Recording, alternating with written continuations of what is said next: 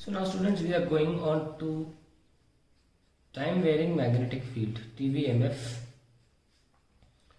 अभी तक हम एरिया कट थ्रू कर रहे थे या एरिया को कट कर रहे थे, या फिर जब कॉइल को मूव करते थे तो area expose to magnetic flux बदल जाया करता था। तो अल्टीमेटली डिफरेंशिएशन एरिया सेक्शन का होता था, टाइम वेरिंग मैग्नेटिक फील्ड। तो अभी तक क्या होता था, जैसे कि हमने एग्जाम्पल दिया था आपको जिसमें हमने मोशनल ईएमएफ भी निकाला। तो मान लीजिए इधर इलेक्ट्रिक फील्ड मैग्नेटिक फील्ड थी, और जब हमने रॉड को ऐसे मूव कराया, तो रॉड नहीं है, भी कॉइल है, तो हम देख सकते हैं कि अब जो एरिया एक्सपोज्ड है कॉइल के थ्रू, जो फ्लक्स जा पा रहा है वो अलग एरिया है। तो यहाँ पे एरिया चेंज हुआ करता था। इस सेक्शन में मैं रिकैप कर रहा हूँ, यानी कि हम जो ईएमएफ निकालते थे उसमें d∅dt लिखते तो थे, और फिर करते थे d/dt ऑफ b इंटू ए। तो हम b बाहर निकाल लिया करते थे और एरिया का डिफरेंशिएशन चलता था, क्योंकि एरिया बदल भी रहा था। लेकिन यहाँ पे टाइम वेरिंग मैग्नेटिक फील्ड की बात की जा रही है, इसमें भी लिखना ज़रूरी है। मान लीजिए कोई लूप है, उसको मूव नहीं करा रहे हम, पर हम मैग्नेटिक फील्ड को चेंज कर रहे हैं, इंक्रीज या डिक्रीज जो भी चाहें आप सोच सकते हैं। ठीक है, हम मैग्नेटिक फील्ड को चेंज करें अगर बी को टाइम के रिस्पेक्ट में लेके चलें, that B is dependent on time and it is changing. In that case let's write if B changes with time, magnetic flux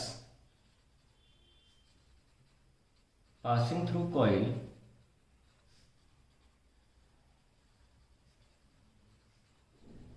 also changes with time and an EMF is induced in coil। तो flux क्या हो जाएगा, मान लो इस coil में n turns हैं, तो flux हो जाएगा बी ए इंटू एन। तो ईएमएफ हो जाएगा माइनस का d/dt of flux minus d/dt of N B A.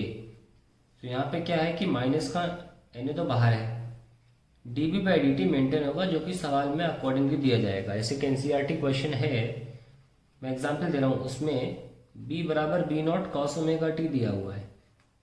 तो जो मैग्नेटिक फील्ड है वो कोसाइन फॉर्म में चेंज होती है। ठीक है, तब कैसे डायरेक्शन होगा करंट का और कैसे उसका ईएमएफ की वैल्यू क्या होगी, सब निकालेंगे जब क्वेश्चंस करेंगे। अभी ये हमारे लिए इम्पोर्टेंट मुद्दा है। तो दिस इज द ईएमएफ। अब हम दिखाएंगे आपको उसमें करंट निकालना हो तो ईएमएफ बाय आर भी कर सकते हैं, यू कैट माइनस का NA/R इंटू dB/dt। बी आपको सवाल में दिया जाएगा किस तरीके से चेंज करना है। Now let us also show you how EMF is shown. Current तो हमको पता चल के कैसे डायरेक्शन लेंजेस लॉ के अकॉर्डिंग हम डिफाइन करते हैं। मैं आपको एक और तरीका दूंगा करंट का डिफाइन करने का, मज़ा आ जाएगा आपको देखकर। ठीक है, लेट अस सी हाउ। ये कॉइल थी और भी चेंज हो रही थी, इंक्रीज डिक्रीज उससे मतलब नहीं है, अभी चेंज मान रहे हैं। तो ये हमारे पास जनरेशन हो रहा है। सपोज हमने बी को इंक्रीज किया तो अंदर की तरफ इंक्रीज हो रही है ना, तो बर्बरिक मेथड से क्या करोगे आप, अंदर की तरफ इंक्रीज हो रही है तो वो क्या होगा, मजबूत के खिलाफ जाएगा, यानी कि बाहर की तरफ इंड्यूस करेगा मैग्नेटिक फील्ड। और बाहर के लिए करंट कैसा होता है, एंटी क्लॉकवाइज। ओके, तो एंटी क्लॉकवाइज हो गया। अब हम जानते हैं कि जब भी हम कोई ईएमएफ बनाते थे तो सेल बनाते थे ना, तो सेल के बड़े एंड से करंट निकलता था। तो एक तरह से अगर आपको किसी को ईएमएफ दिखाना हो सेल के फॉर्म में, तो आप ऐसे दिखा सकते हो। अनगिनत सेल हैं एक तरह से, ये मतलब होता है इसका, जो साथ में लगे हुए हैं। That is the meaning of how you show the EMF या direction of EMF. Now also I want to tell you another method to find out the current within 1 second. आपको बर्बरिक मेथड भी use नहीं करना पड़ेगा, बहुत बेहतरीन method है, सुनिए कैसे। इसमें बस एक प्रॉब्लम होती है, थोड़ा थोड़ा आप अगर यूज़ कम करेंगे इसको तो आप कंफ्यूज हो जाएंगे, भूल जाएंगे। मैं इसलिए अक्सर इसे बताता नहीं हूँ, क्योंकि ये वीडियो है, ये हमेशा के लिए रिकॉर्ड हो गया है, इसलिए बताने में ठीक रहेगा। क्लास में होता तो मैं बताता ही नहीं है मेथड, क्योंकि बच्चे प्रूफ भूल जाते हैं, क्योंकि इसमें दोनों हाथ यूज होते हैं, राइट हैंड रूल भी यूज होता है, लेफ्ट हैंड भी। देखिए ध्यान से, अगर आपका मैग्नेटिक फील्ड इंक्रीज हो रहा है तो आप लेफ्ट हैंड यूज करेंगे, अगर आपका मैग्नेटिक फील्ड डिक्रीज हो रहा है तो आप राइट हैंड यूज करेंगे। इतना ही फर्क है बस, केवल। क्या बोला मैंने, लिख देता हूं, if B increasing use left hand thumb rule. B लिख लिया, फ्लक्स लिख लो, फ्लक्स लिखना ज़्यादा बेटर है। If flux decreasing use right hand thumb rule.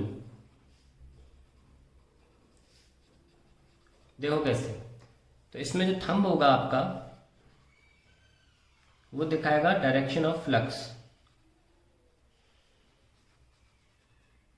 और जो कर्ल ऑफ फिंगर्स होगा, कर्ल ऑफ फिंगर्स वो डायरेक्टली आपको इंड्यूस करंट की डायरेक्शन दे देगा, डायरेक्टली इंड्यूस करंट।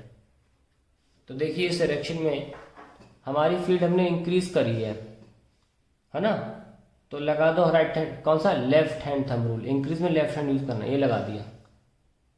आप देख सकते हैं मेरी अंगूठा अंदर जा रहा है और मेरी curl of fingers anti clockwise है।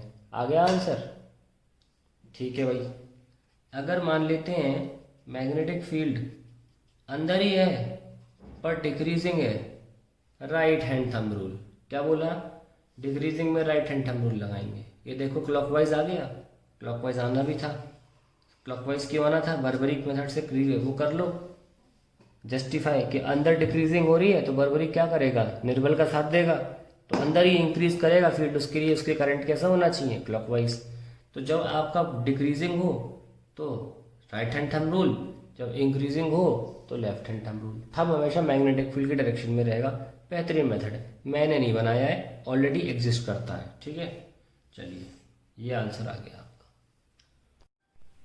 Now we are going to find out charge flow through a coil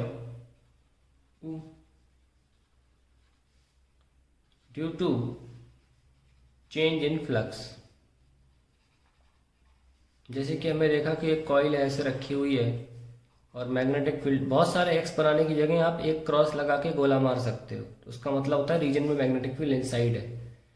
तो हमें देखना है कितना चार्ज फ्लो करता है when you increase the magnetic field. Let us see how it is given. EMF is given as minus का d∅/dt। If you want to just write the magnitude, then you can write simply d∅/dt, and this is written as I into R d∅/dt, and current will become 1/R d∅/dt, and this current can be written as dq/dt is equals to 1/R d∅/dt. Now dt can be easily cancelled, and you can write dq is equals to 1/R d∅. So delta q charge flow कितना हुआ, delta phi/R. Very very important result. तो flux change upon resistance gives you total charge flow.